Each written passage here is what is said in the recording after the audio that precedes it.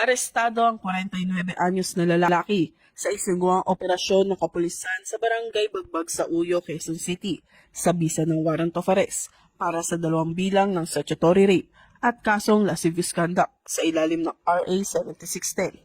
Ang akusado ay kabilang sa top 4 most wanted person ng Subic MPS, top 2 most wanted person ng Zambales PPO, at top 1 most wanted person ng Pro3.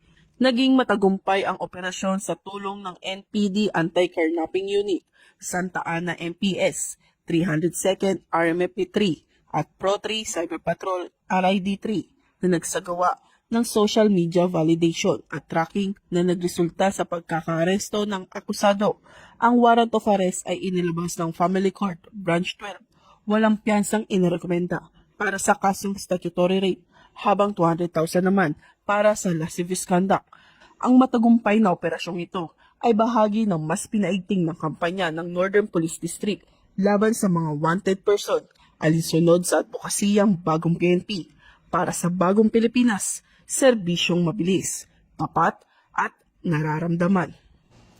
Mula rito sa Northern Police District, ako po ang inyong PNN correspondent, Patrolwoman Blaiselet Esperanza, alagad ng batas, tagataguyod ng Balitang Pulis.